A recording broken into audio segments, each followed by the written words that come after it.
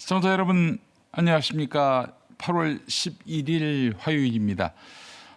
상쾌한 아침입니다. 출근길 도착해서 차문을 여는데 선선한 바람이 느껴져요. 입추가 지난 대한민국의 8월 11일 맞는 것 같습니다. 현재 기온 23도입니다. 경기도 고양시 덕양구 창릉동 모습 보고 계신데 오늘 낮 최고 기온은 34도로 예보됐습니다만은 지난주보다 한풀 꺾인 느낌이지요. 맑은 후 흐린 날씨가 예보됐습니다. 오늘도 서울과 광주의 낮 기온 34도까지 오르겠는데 반면에 동해안 지역은 30도를 밑돌면서 더위가 덜하겠습니다. 열대야도 지난 주말부터 차고 건조한 북동풍이 불면서 중부를 중심으로 대부분 주춤하고 있습니다. 국회 국토교통위원회가 정부의 2026 세제 개편안 발표 이후 처음으로 관계부처 업무 보고를 받는데요. 부동산 세제 정책 전반을 놓고서 여야 간 공방이 있을 것 같습니다. 자, 오늘 아침 신문 기사 살펴보겠습니다. 이재명 대통령 지지율이 취임 후 최저 수준으로 떨어진 가운데 핵심 지지층이던 2030 여성의 이탈도 두드러지고 있다. 이렇게 오늘 경향신문과 조선일보가 보도하고 있습니다.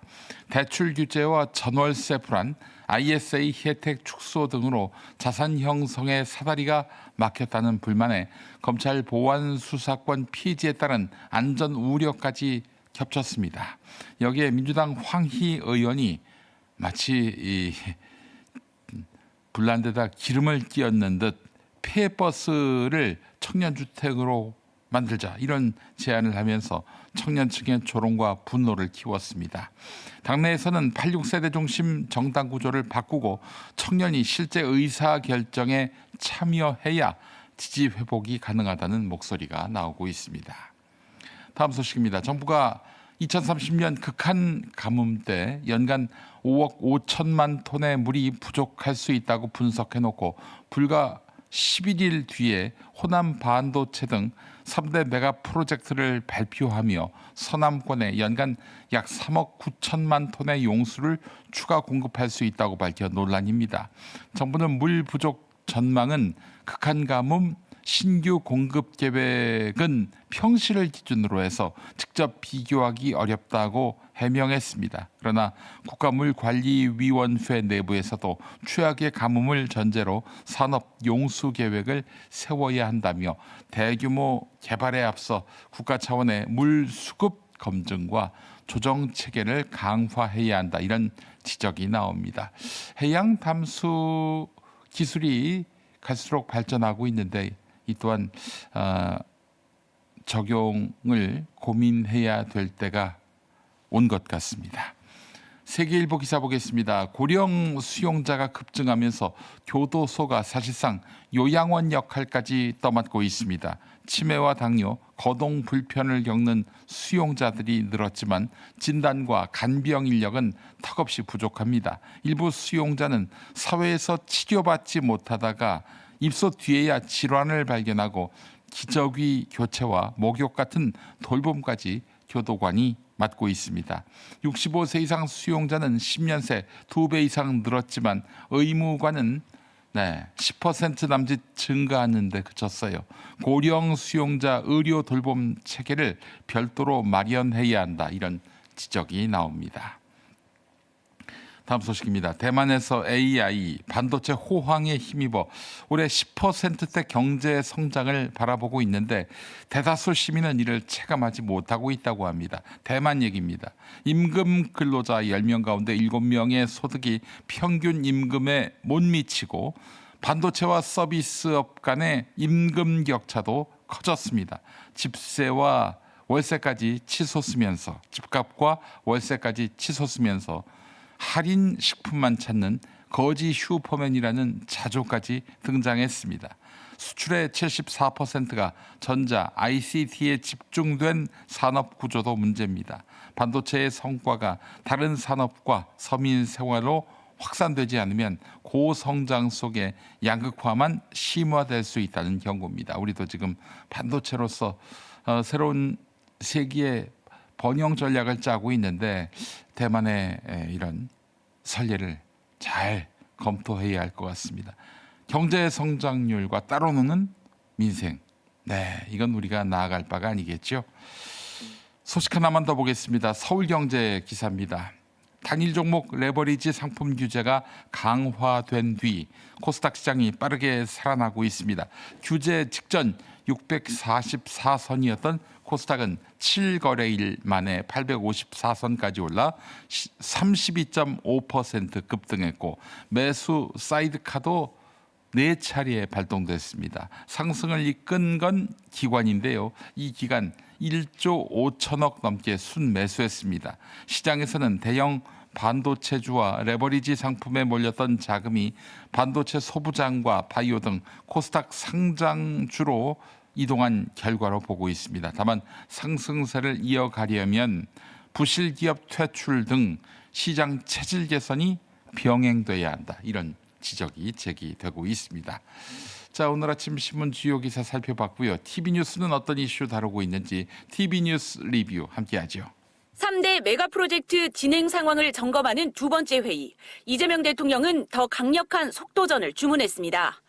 속도전을 넘어서 전격전을 치러야 되는 그런 상황입니다. 현재 단계에서는 무엇보다도 부지와 기반 시설이 중요합니다. 호남권 클러스터 부지로 결정된 광주 군공항은 2028년 중순까지 다른 군공항으로 기능을 이전해 인근 부지부터 먼저 착공하도록 했습니다. 착공부터 완공까지 단 20개월이 걸린 일본 구마모토 반도체 공장 못지않게 속도를 내자는 겁니다. 언제나 첫 페달을 밟을 때 가장 힘이 많이 드는 법입니다. 향후 1년을 골든타임으로 생각하고 총력을 다해 주시기 바랍니다. 충청권과 영남권의 투자도 속도를 내기로 했습니다. 충청권에선 기존에 발표된 392조 원 투자 가운데 246조 원 규모의 프로젝트가, 영남권에선 107조 원 규모의 프로젝트가 올해 안에 착수됩니다. 메가 프로젝트를 뒷받침하는 메가특구 특별법도 연내 제정을 목표로 하기로 했습니다. 각종 인허가와 환경 영향평가 등을 단축하고 전력, 용수, 교통 등 기반 시설과 주거, 교육 등 정주 여건을 신속하게 갖출 계획입니다. 새 후보 모두 호남과의 인연부터 내세웠습니다.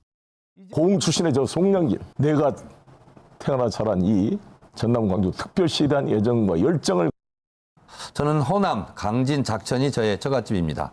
호남 사위로서 1인 1표 정신을 구현했고 광주 명예시민이기도 하고 전남 진도의 외손이기도 하고 현재로는 전북 익산의 주민 싶으신 분이기 때문에 그런 호남의 발전, 3대 메가 프로젝트를 통해 이룰 수 있다면서도 후보마다 내세운 강점은 달랐습니다. 부도 위기의 인천을 구할 수가 있었던 이런 구체적 경험과 실적을 가지고 생명은 속도전입니다. 속도전 하면 정청래입니다. 당정이 완전한 일치와 협력 속에 이 일이 진행되도록. 전당대회가 불과 일주일 남은 상황, 상대를 향한 공세는 더 매서워졌습니다. 그 1년짜리를 선택했다라고 말씀해요. 뭐 다 이해할 수 있습니다. 그런데 과연 왜 연임으로 다시 나오려는 건지. 신천지 의혹 이렇게 하면서 실제로 전당대회가 진흙탕으로 빠지는데 본인이 혹시 사과할 일은 없습니까? 호남지선에서 공천 등등에 대한 어떤 시비가 공천이 과연 일관됐는가, 공정한가, 잘 관리됐는가.